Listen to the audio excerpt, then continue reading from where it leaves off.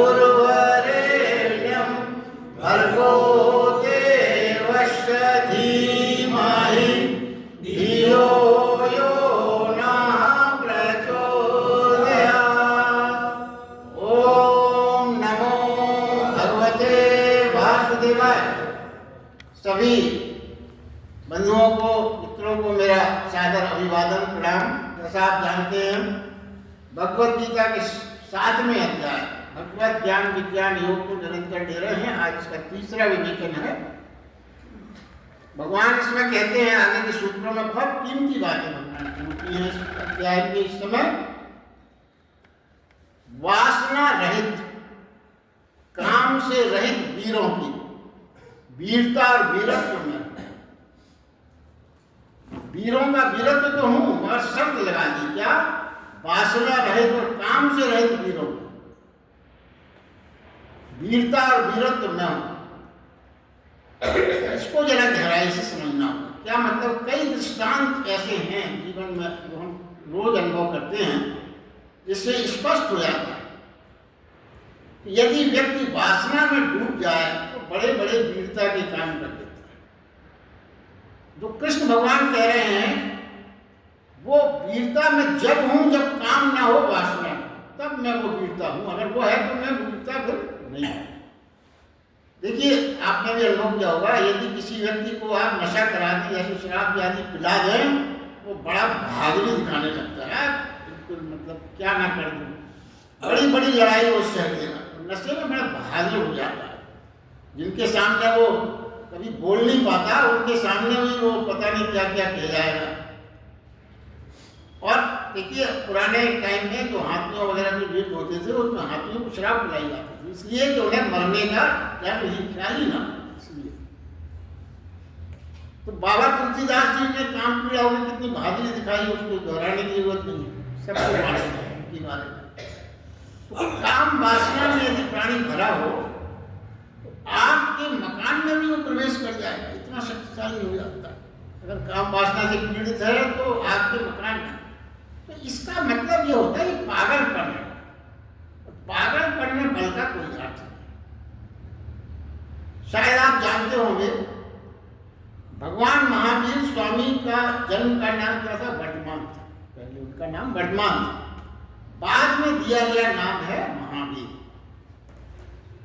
अब जरा आप और हम इस बात को विचारें कि ना तो वो कभी किसी से लड़े, महावीर भगवान। पहले जब महावीर जी की बात हो रही है, चींटी को भी बचाकर चले हो, चींटी भी न दब जाए। ना उन्होंने कोई कभी स्पर्धा लड़ी जीती, ना कोई प्रतियोगिता हुई, ना कभी कोई युद्ध उन्होंने किया, ना तीर चलाए, ना भाला चलाया, कुछ नहीं किया उन्होंने। फिर संसार में उन्हें महावीर क्यों? क्योंकि महावीर की जो हमारे अंदर जो महावीर शब्द नाम सुनते दूसरे तरह के भाव आते हैं। तो बड़े युद्ध किए होंगे, बड़ा कौशल दिखाया होगा युद्ध में। तो क्या है, सबसे बड़ी बात यह है जो अपन पहले भी चर्चा कर चुके हैं, आपके सामने यदि कोई घटना घटित होती है और आप जो प्रतिक्रिया करते हैं, जैसे आपको किसी ने कुछ कहा और आपने गाली दी और आपने तत्काल भूसा याद चलाना शुरू कर दिया या कुछ भी, तो इसका तात्पर्य यह है, पहला गुण जो महावीर का है, प्रतिक्रिया को जो रोक पाता है वही बलशाली है। प्रतिक्रिया को प्रकट करने में उतना बल नहीं मानेगा, रोक पाने में बल लगता है, वो बलशाली है। किसी ने गाली दी और आपने थप्पड़ मार दिया, कहा जाता है बड़ा बलवान है, फौरन बदला लिया। कृष्ण भगवान कह रहे हैं कि प्रतिक्रिया ना देने वाला ज्यादा शक्तिवान, क्योंकि उसमें बल लगता है। पर ये नहीं है कि उसमें कुछ वीरता नहीं है। देखिए, अब भगवान वहां कौन सी क्या वीरता थी? महावीर भगवान में उन्होंने क्या जीता? युद्ध नहीं जीता, उन्होंने इंद्रियां जीती, उन्होंने मन को जीता, उन्होंने लोभ को जीता। तो इस वासना रहित इसी वीरता की बात भगवान श्री कृष्ण कर रहे हैं। ये पहले स्पष्ट हो जाना चाहिए। अब कहा है काम वासना को छोड़कर बलवानों का बल, ये श्लोक में आया। अब एक प्रश्न पैदा होता है कि क्या है, जब तक भगवत गीता में हर चीज क्यों कही गई और क्या छोड़ा गया, उसके बारे में चिंतन करना बहुत जरूरी है, तभी उसका पूरा समझ में चीज आती है। अब देखिए, ये प्रश्न जरूर पैदा होता है सुनते ही कि फिर काम वासना का क्या होगा। भगवान कृष्ण कहते हैं काम वासना में नहीं हो, तो काम वासना का होगा क्या? सृष्टि तो उसी से बढ़ रही है। तो तत्काल भगवान श्री कृष्ण ने अगला सेंटेंस भी बोला, क्या कहा? जो धर्म से भरा है उसकी काम वासना में, जो धर्म से भरा है। समझे इसका क्या अर्थ हुआ? ये जान लें कि जैसे ही व्यक्ति के जीवन में धर्म उतरता है, जैसे जीवन में धर्म उतरता है, जीवन का सभी कुछ धार्मिक हो जाता है। धर्म में आपकी बुद्धि, हृदय ही नहीं, शरीर भी डूब जाता है। जब धर्म में वास्तव में उतरता है व्यक्ति, तो हृदय, बुद्धि, शरीर सब डूब जाता है। फिर जब सब कुछ धर्म में डूब गया तो काम वासना बचेगी कैसे? वह भी डूब गई। जब हर चीज आपकी बुद्धि, भाव सब डूब गया धर्म में, तो काम वासना, फिर देखिए धर्म एक ऐसा अमृत है, यदि उसमें एक जहर की बूंद भी मिले तो वो भी अमृत हो जाए। धर्म की कसौटी यही है कि आपके भीतर वो जो जहर है, जहर का मतलब वो काम वासना मोह, ये सब जहर ही तो है। तो आपके भीतर जो जहर है, धर्म से अगर आप जुड़ेंगे तो वो भी अमृत हो जाएगा। यही तो धर्म का कसौटी। और अगर ये सब नहीं हो रहा है, इसका मतलब आपको धर्म जो है सही मायने में नहीं आप पकड़ पाए। धर्म को सिर्फ ऊपरी ऊपरी व्याख्या और शाब्दिक चल रहा है कि हम धार्मिक हो गए, अंदर उसका प्रभाव नहीं है। अंदर प्रभाव होगा तो ये जो जहर आपके अंदर है वो हटेगा, तभी है। आपके भीतर जो वासना है, कामना है, वो राम अर्पित हो जाए। जो भी वासना और कामना है वो राम अर्पित हो जाए, प्रभु समर्पित हो जाए, और वो ऊर्जा ब्रह्म ऊर्जा बन जाए। यानी काम के अधीन व्यक्ति, जो काम के अधीन व्यक्ति होगा, वो प्रकृति का गुलाम हो जाए। उसने आज्ञा दी और हम लग गए काम में। ज्यादातर यही तो होता है संसार में, हमें इतनी अनुभव है। कोई भी काम पीड़ित व्यक्ति, प्रकृति ने आज्ञा दी तो दिखा और आप लग गए। धर्म को उपलब्ध व्यक्ति और जो धर्म से उपलब्ध नहीं है, दोनों में फर्क क्या है? फर्क यह है, जो व्यक्ति धर्म को उपलब्ध हो जाएगा वो प्रकृति की, नेचर की आज्ञा से नहीं चलता, वो नेचर को आज्ञा देने लगता है। ये फर्क होता है। हम ज्यादातर काम, जैसा वातावरण होता है चारों तरफ, उसके अनुसार करने के लिए विवश हो जाते हैं, विवशता हो जाती है। कुछ ऐसा वातावरण मिल जाता है कि हम फिर अपने आप को रोक नहीं पाते। ये हो गया क्या? प्रकृति के अधीन होकर काम करना। और जब धार्मिक जब व्यक्ति हो जाता है तो प्रकृति को आज्ञा देने लगता है। एक आमूल परिवर्तन उसमें देखने को मिलता है। हम जान लें अच्छी तरह से कि जब हम अधर्म में जीते हैं तो क्रोध, वासना के शिकार हो जाते हैं। अधर्म में जो जिएगा वही क्रोध और वासना के शिकार हो जाता है। प्रकृति जैसा चाहती है हमको धक्का देती है और हमसे सब कुछ करा लेती है जो अवांछनीय है। यही तो अधर्म में होना। जैसी हवा बहती है, पत्ता वैसे ही कांपने लगता है, उसकी मर्जी नहीं चलती। क्योंकि पत्ता जो बहुत सरलता से समझे, पत्ते की कोई अपनी वो नहीं है। जैसी हवा चलेगी, इधर चली, इधर चला गया, उधर चला गया, मतलब उसकी सारी एक्टिविटी जो पत्ते की है वो किस पे आधारित हो गई? हवा पे आधारित। तो जो धर्म अधर्म की ओर है, धर्म की ओर जो जिसका अभी नहीं हुआ है शुरुआत, उसका जीवन कैसा हो जाएगा? प्रकृति के अधीन हो जाएगा। जैसा भाव चला वही चल देगा, इधर चला उधर चला, मतलब उसका अपना कोई वो नहीं। और धर्म से भरा व्यक्ति ऊपर उठता है, उसकी आध्यात्मिक यात्रा ऊपर की ओर हुई तो वो प्रगति को आज्ञा देने लगता है। वह सुनिश्चित है कि भगवान ही, देखिए कई दृष्टांत हैं शास्त्रों में भी और आपने पुरानी सुने ही होंगे, कई दृष्टांत हैं कि भगवान ही मेरे कोख से जन्म लेंगे, ऐसी कहानियां हैं अपने। ज्ञानवान ही उस कोख से जन्म ले सकेंगे। हर आत्मा की प्रवृत्ति वहां नहीं थी। यही तो प्रगति से कंट्रोल, यही तो धर्म सम्मत काम वासना। अब अपने जितने सप्तऋषि भी सभी विवाहित थे, मगर उनकी काम वासना विवाहित जीवन में और साधारण मनुष्य के विवाहित जीवन में जमीन आसमान का फर्क है।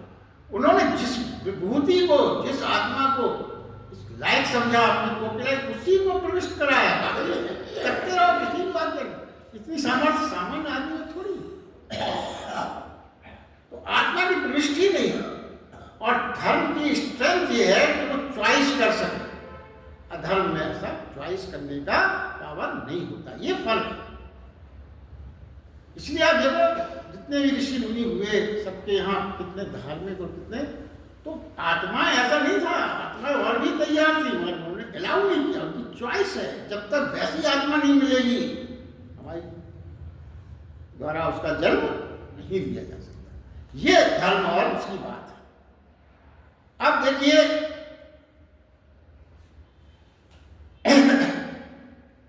तो पहले अंतर क्या हुआ ये स्पष्ट समझ लें। पहले कृत्य में प्राणी बेहोश हो जाता है काम वासना से, दूसरे में पूर्णतः होश न रहता। और सरल भाषा में इसका अंतर समझें। शरीर का उपयोग एक उपकरण की तरह करता है, वो मालिक हो जाता है, शरीर उसका उपयोग नहीं करता। शरीर के अधीन फिर वो नहीं है, शरीर को उपकरण मानता है। जैसा वो उपयोग करना चाहे, जब वो समझता है कि अब उपयोग करने योग्य है बात, तब वो उपयोग करता है, वरना नहीं करता। इसलिए भगवान कृष्ण कहते हैं काम वासना की हूं, मगर उनकी जो धर्म से ये मूल बात है। अब देखिए आगे भगवान कहते हैं जो भी सत्वगुण उत्पन्न भाव है, जो भी हैं रजोगुण, तमोगुण, सत्वगुण, जो भी भाव हैं वो सब मेरे से ही होते हैं, ऐसा जान। सत्वगुण, रजोगुण, तमोगुण, जो भी ये भाव हैं मेरे से ही होते हैं, ऐसा तू जान। परंतु देखिए आगे फिर उन्होंने एक लाइन जोड़ी, वास्तव में मैं उनमें हुआ, वो मेरे में नहीं है। मेरे से उत्पन्न हुआ जान, मगर वो मेरे और वे उनका नहीं है। देखिए यही सब भाव और बातें कुछ ऐसी हैं गीता की, जब तक ये क्लियर ना हो गीता पूरी तरह से नहीं समझी जा सकती। अब श्री कृष्ण भगवान देखिए यहाँ इसको और विश्लेषण में लेते हैं। यहाँ पे बहुत बड़ी विरोधाभास में विरोधाभासी बात है। कैसी? प्रगति परमात्मा में है, प्रकृति नेचर परमात्मा में है, मगर परमात्मा प्रगति में नहीं है। यानी सत्वगुण, रजोगुण, तमोगुण से बनी प्रगति मुझ में है। सत्वगुण, रजोगुण, तमोगुण से बनी प्रगति मुझ में है, लेकिन मैं उसमें नहीं। देखिए अब इसको कोई कठिनाई नहीं है। आप अगर आगे ध्यान से सुनेंगे तो ये बात बहुत क्लियर हो जाएगी कि कहने का क्या बात है। क्योंकि सीधे सीधे तो कोई भगवत गीता की बात मानना ही नहीं चाहिए, जब तक आपको उसकी पूरी कंसेप्ट क्लियर ना हो जाए। देखिए क्या है, पहली बात यह है कि प्रगति हमें दिखाई पड़ती है अपनी इंद्रियों के द्वारा। नेचर की प्रगति की हर चीज हम इंद्रियों के द्वारा ग्राह्य है, अपन देख सकते हैं, वो इंद्रियों की पकड़ में है। वह भी बहुत विस्तृत है, असीम जैसे प्रतीत होती है। नेचर भी हमको असीम लगता है, बहुत विस्तार है उसका, परंतु परमात्मा तो बहुत ही विशाल है, सीमा रहित है। ऐसी कई प्रगतियां, कई नेचर उसमें समाहित हो सकते। निश्चित रूप से प्रगति भी बहुत, नेचर भी बहुत विशाल है, मगर उसकी विशालता परमात्मा के सामने लगाना है, कुछ नहीं।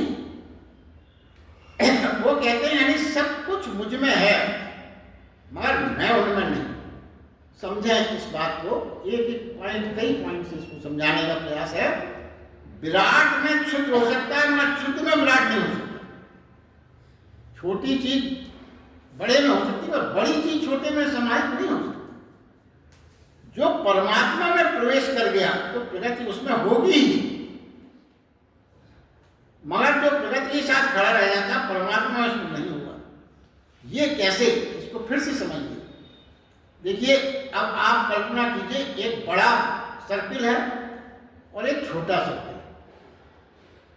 तो वृत्तों की कल्पना आप करें अलग अलग। बड़े वृत्त को मान लें परमात्मा, बड़ा सर्किल का इमेजिनेशन करें, उसको मान लें परमात्मा, और छोटे सर्किल को मान लें प्रकृति। अब आप इसका देखिए, छोटा वृत्त बड़े वृत्त के अंदर समाहित हो सकता है। बड़ा वृत्त है, छोटा वृत्त उठाया आपने उसमें रख दिया, तो वो उसकी परिधि में छोटा वृत्त आ जाएगा। छोटा चला है, छोटे वृत्त में बड़ा जा सकता है क्या? नहीं जा सकता। तो परमात्मा की जो कल्पना आपने की, दोनों अलग अलग तो हैं, छोटे में तो बड़ा समय और बड़ा छोटे में नहीं समा सकता। ये समझने के लिए ये उदाहरण बताया गया। इसीलिए ये चीज संभव है। अन्यथा ये कैसे संभव है? देखिए लहरें, और दूसरा उदाहरण है, लहरें समुद्र में रहती हैं। तो क्या है, लहरें समुद्र में रहती हैं, बनती हैं, होती हैं और बिखरती हैं। आपने कई बार देखा होगा इस चीज को। तो लहरें समुद्र में बाद में लीन हो जाती हैं, पहले उठेगी, बनेगी, बिगड़ेगी और बिखर के उसी में समुद्र में ही लीन हो जाती है। मगर संपूर्ण सागर लहरों में नहीं आ सकता। मगर लहरों में तो सागर है। लहर बनेगी जब जब उसमें सागर का जल होगा, और लहरों की कोई और है ही नहीं बनावट। मगर संपूर्ण सागर लहरों में समाहित नहीं हो सकता। वो विशाल है, क्या सागर विशाल है और लहर क्षुद्र है। तो जो कहा गया ना, विराट में क्षुद्र आ सकता है, क्षुद्र में विराट नहीं हो सकता। तो ये इसको कारण विशेष अंतर क्या समझे, प्रगति का व्रत अलग है। ऐसे में कुछ भाव में जीते हैं प्राणी, कुछ उनके लिए क्या है, कुछ लोगों के लिए प्रगति नेचर ही सब कुछ है, परमात्मा नहीं।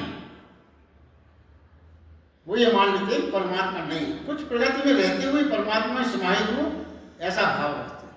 कुछ तो ऐसे लोग हैं जो नेचर में को मानते हैं कि बस यही है दुनिया, जो कुछ दिख रहा है, संसार, सुख दुख, यही है सब कुछ, बाकी परमात्मा नाम की कोई चीज नहीं, वो नहीं मानते। कुछ लोग ऐसे हैं जो रहते तो हैं प्रगति में, नेचर में रहना तो पड़ेगा ही, संसार है तो अपन कहाँ जाएंगे, मगर वो रहते हुए मानते परमात्मा को। तो देखिए एक बात जो और आज ही सुनने में आई थी, बहुत अच्छी लगी मुझे। कई लोग ये कहते हैं कि परमात्मा को मैं नहीं मानता, परमात्मा नहीं है, नास्तिक है। तो ठीक है, आप नहीं मानते परमात्मा, फिर कैसा आप जीवन जीना चाहते हो? आनंद में बोले, हाँ आनंद में रहना है, मस्ती में रहते हैं, आनंद में रहते हैं, परमात्मा को नहीं मानते। तो बोले आनंद भी तो परमात्मा की ही परिभाषा है। परमात्मा शब्द का पर्यायवाची क्या है? आनंद भी है। तो आप आनंद को मानते हो और परमात्मा को नहीं मानते, ये बड़ी विषम बात है। आप आनंद में रहना चाहते हो, इसका मतलब आप परमात्मा में रह रहे हो, आप स्वीकार करते हो। नास्तिक ये कहते हैं हम रहना तो आनंद में चाहते, क्योंकि ईश्वर ही तो परमानंद कहा गया।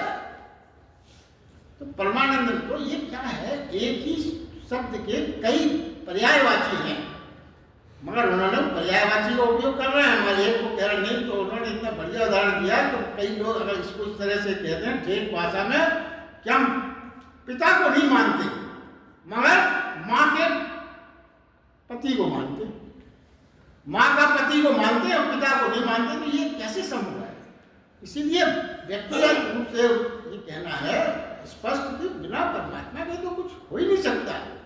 परमात्मा की शक्ति ही तो चल रही है। तीन चीजों में किसका जोर है? श्वास लेना, आपका पाचन शक्ति और हृदय का धड़कना, मतलब ब्लड का सर्कुलेशन। ये तीन क्रियाएं कौन कर रहा है? कोई नहीं। हमारी आपकी कितना भी विज्ञान उन्नति कर ले, इन तीन चीजों को वो वैज्ञानिक उपकरण घटा बढ़ा सकते हैं, मगर पूरी रूप से इस पर कंट्रोल तो परमात्मा ही तो रहेगा। जब तक वो हृदय धड़का रहा है, आप उसकी धड़कन को ऊंचा नीचा कर सकते हैं डॉक्टर वैज्ञानिक, मगर जिस दिन उन्होंने वो मशीन बंद कर दी, फिर किसी वैज्ञानिक की हिम्मत नहीं है कि उसको रीस्टार्ट कर ले। ये शक्ति तो है ना। श्वास लेना परमात्मा ही है। अगर आपको ये काम दे दिया जाए, ठीक है परमात्मा को नहीं, हम अपना काम खुद करेंगे, तो आप एक आध घंटे क्या डेथ हो जाएगी, आपको आप भूल जाओगे। अरे ध्यान ही नहीं रहा सांस लेने, ध्यान नहीं रहा तो आप गए, इतनी देर तो बहुत है सांस रोकने में। आप कई काम हम भूल जाते हैं, अरे भाई क्या करें, ध्यान नहीं रहा, ये काम तो करना था। अब सांस लेना अगर आप भूल गए, और जब आप मनुष्य हैं हमारा आपको भूला नहीं, तो वो परमात्मा ने आपके ऊपर नहीं छोड़ी वो बात। रात में आप सो जाते हो, सोने में भूल गए, आप सोने में भी वो काम चलता रहेगा, कौन चला रहा है? तो ये सब बातें कहने की हैं। कोई चीज ऐसी शक्ति नहीं है जो परमात्मा के बिना इस संसार में संभव और उसके बिना चल रही। देखिए कृष्ण महावीर बुद्ध को देखिए और सरलता से समझें, भगवान कृष्ण हो, महावीर हो, बुद्ध हो, भूख प्यास सबको लगती है और मृत्यु को सब प्राप्त होती है, कोई फर्क नहीं। हमको भी भूख लगती है, हम भी मृत्यु को प्राप्त होते हैं, फिर दोनों में अंतर समझने भाई, खाते पीते सोते मरते सब कोई एक सा है, ऐसा लगता है। देखिए फर्क यहाँ पे है कि जब हमें भूख लगेगी तो हम समझेंगे कि मुझे भूख लगी है, प्यास लगी। और महावीर और कृष्ण और संतों की व्याख्या में जो कहा गया भूख प्यास लगेगी तो वो मात्र शरीर की जरूरत है, साक्षी भाव से दृष्टा रहेंगे, अलग ही रहेंगे और देखेंगे, रस नहीं लेंगे, जुड़ेंगे, क्योंकि उन्हें आभास है। उन्हें क्या आभास है? वो है और शरीर अलग है। और हमें ये आभास है, हम शरीर को ही समझते, कोई समझते शरीर की आवश्यकता है भूख प्यास, हम तो अलग हैं। दृष्टा के रूप में वो देखते हैं कि भूख प्यास लगी है, ये भास नहीं है, स्वयं को शरीर मान लेते हैं। मुख्य अंतर यही है, हमने प्रकृति के अतिरिक्त परमात्मा को परमात्मा है ये जाने ही नहीं। तो मृत्यु के समय में क्या होगा? मृत्यु के समय सब छूट रहा है, मेरा निर्मित सब कमाया हुआ सारे संबंध सब छूट रहे हैं, तो हम दुखी होंगे, क्योंकि हमने अपने आप को शरीर और प्रकृति से अलग माने नहीं है। जो कुछ भी कमाया है, जो कुछ भी रखा है, जोड़ जोड़ के तमाम तरह के संबंध है, वो सब छूटते हुए महसूस हो गए। तो अब देखिए, जिसने परमात्मा को जाना, जिन महापुरुषों की संतों की बात कर रहे हैं, वो भी प्रकृति में रहते हुए सब कुछ, उनका भी सब छूट रहा है। ये तो आपका भी छूट रहा है, तो वो थोड़ी बचा रहे हैं, उनका भी छूट रहा है।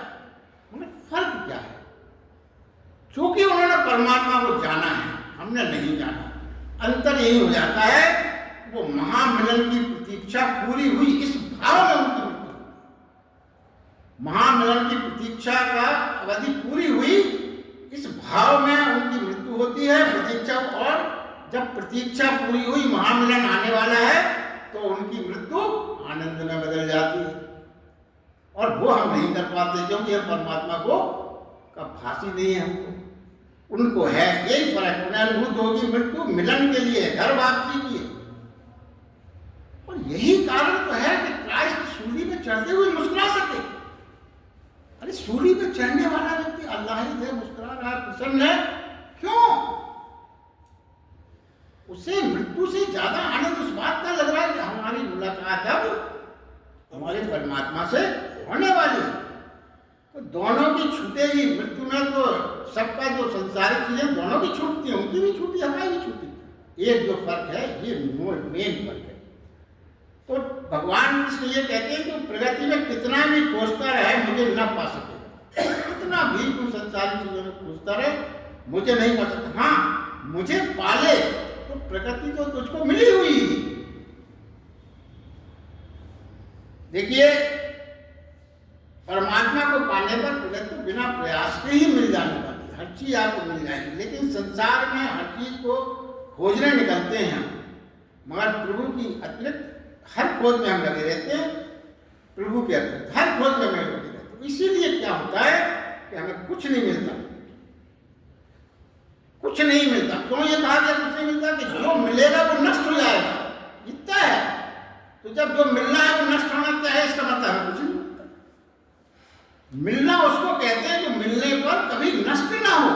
परमात्मा को जो खोज लेता है वो फिर कभी उस भाव को नष्ट नहीं होता, वो परमानंद में ही खोया रहता है, वो चिंता नहीं होती। मुख्य बात ये है। देखिए, प्रगति में उलझा हुआ व्यक्ति ये कह सकता है, भगवान ने कहा है, एक तो प्रगति में उलझे, एक तर्क और अपन देखिए, आज की बात पूरी करने का प्रयास करेंगे। एक बात है, देखिए इतना तो अपन ने वृतांत सुना, मगर जो ठीक लोग है ना, तर्क शास्त्री, वो ये कह सकते हैं, क्या कह सकते हैं कि भगवान ने कहा प्रगति मुझ में है मगर मैं प्रगति में नहीं हूं, ये कहा है। तो कृष्ण भगवान वो कहते हैं, ये भी तो कह सकते थे मैं प्रगति मुझ में है और मैं भी प्रगति में हूं। क्यों? लहरें सागर में हैं, लहरें सागर में है, मगर लहरों में भी भले क्षुद्रतम रूप में हो, सागर है तो उसी से बनी है, उसी से बनी है। ये तर्क हो सकता है, सागर तो है, अंश ही होगा, सही होगा तो ये कि तर्क दिया जा सकता है भगवान ने क्यों कहा कि मैं उनमें नहीं हूं, है तो शुद्धतम रूप में है। ये तर्क का भी जवाब भगवान ने क्यों नहीं कहा, क्यों ये कहा कि मैं उसमें नहीं हूं। देखिए भगवान कृष्ण जो है बहुत दूर की सोच के कारण ये नहीं कहा, क्योंकि वो समझते हैं प्राणी बड़ा कुशल है, बहुत होशियार है प्राणी, सब चीजों का अर्थ अपनी सुविधा अनुसार अपनी ओर कर लेता है। ये हमारी फितरत है, कोई भी चीज हो हम अपनी सुविधा के अनुसार उसको अर्थ में मोड़ लेते हैं। यदि ये कहा जाता कि परमात्मा भी प्रकृति में है तो परमात्मा की खोज की जरूरत फिर क्या थी, क्यों? फिर तो ये मानना हो जाता कि खाने पीने कपड़े पहनने मकान सुविधाओं को जब हम एकत्रित कर रहे हैं उसमें सब में परमात्मा है, तो फिर वो कहता कि वह हो गया। ये पॉइंट बात है, इसलिए नहीं कहा सत्य की ओर ना झुककर क्या करता, वो सत्य की ओर ना झुककर सत्य की अपनी ओर झुका लेता, अपनी परिभाषाएं निर्मित कर लेता। इसलिए भगवान श्री कृष्ण ने बहुत सोच विचार कर कहा कि प्रगति मुझ में है अर्जुन, मगर मैं प्रगति में नहीं हूं। तू प्रगति में कितना भी खोजता रहे मुझे न पा सकेगा, हाँ मुझे पाले तो प्रगति मिली हुई। आप देखिए कुछ जीवन के कुछ सूत्र जो इसी आधार पर हैं, उसकी व्याख्या सुन के आपकी बात पूरी करेंगे। जो जीवन के में अगर अपन समझ जाएं तो सारी बातें ही बदल जाएंगी। वो कहते हैं प्राणी कितना भी धन कमा ले,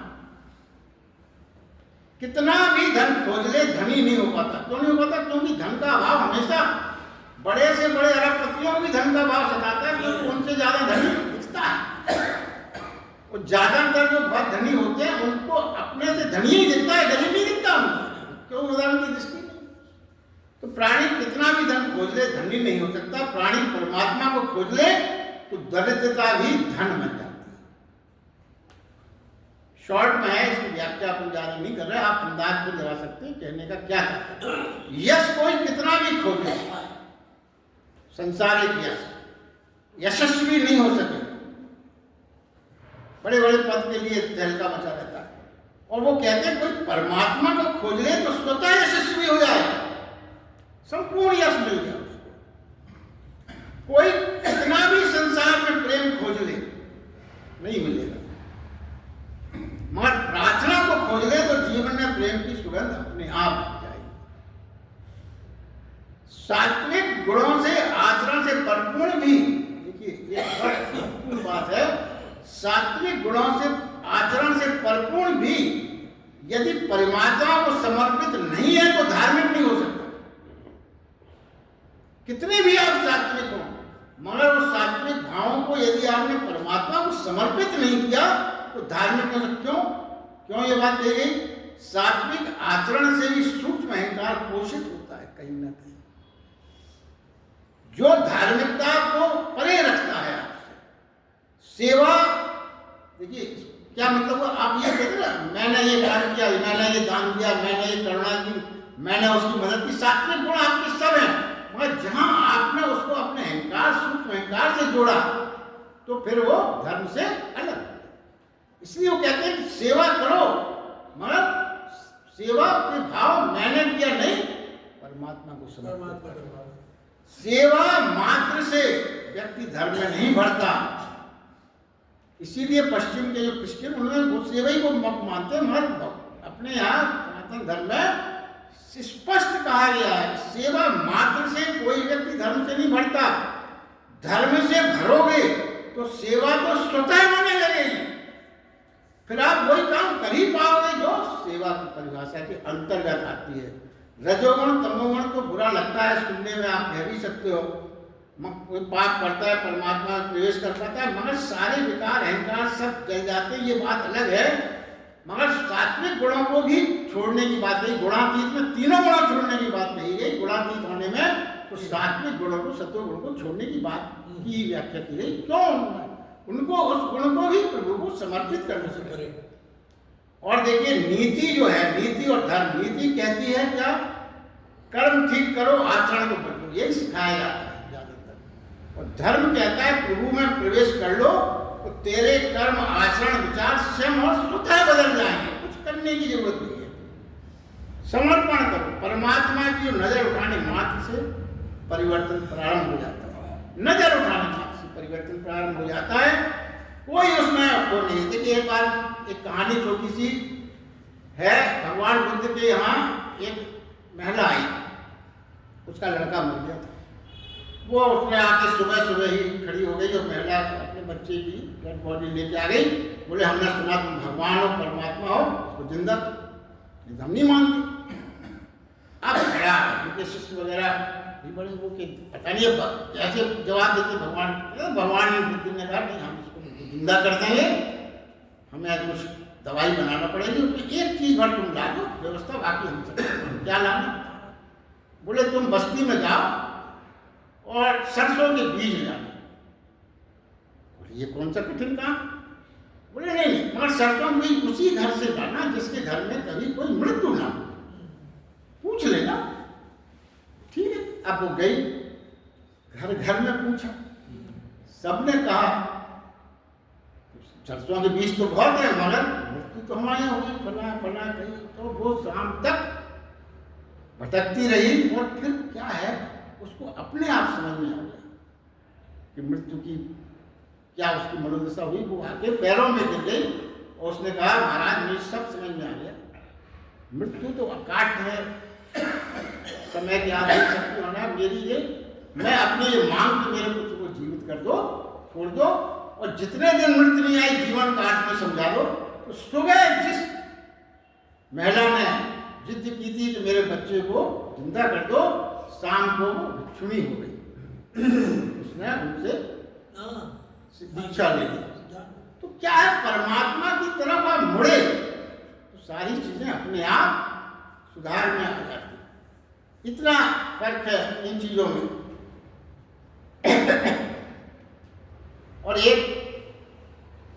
दो लोग थे, दो मित्र, उन्होंने अपना बिजनेस शुरू किया। दोनों की दुकानें सामने आमने थी, बढ़िया दोनों का बिजनेस चलने लगा। मगर दोनों को बीमारी हो गई, बीपी बढ़ गया, तमाम जात में अनिद्रा हो गई। क्यों? एक व्यक्ति जो थे वो दूसरों के ग्राहक को देते थे, उन्हें लगता था दुकान ऐसी है, ग्राहक उसके यहाँ हमारे यहाँ आ जाते कितना अच्छा रहता। इस भाव में वो परेशान रहने लगे। अब डॉक्टर को दिखाया, डॉक्टर ने भाई तुम्हें बीमारी तो कुछ नहीं है और इसका इलाज वो चीनी कहानी है, ये कन्फ्यूशियस उस समय वहाँ थे मनोवैज्ञानिक, उसके पास था। तो वो उनके पास गए, दोनों सब इतना कमा रहे, धन है, सब है, मगर ये परेशानी है। तो उन्होंने कहा एक इलाज है इसका, तुम इसकी दुकान में बैठने लगो, ये तुम्हारी दुकान में बैठने लगे, समझ लो सब ठीक हो जाएगा। उन दोनों ने किया ऐसा ही। बाकी आप अंदाज लगा सकते हो, वो भाव ही खत्म हो गया। तो दुनिया में यदि आप समान दृष्टि से, समान उससे जब आप चलते हो ना, तो फिर क्या है, दुनिया की सब बातें अपने आप खत्म हो जाती, कोई बात फिर नहीं रह जाती जीवन में।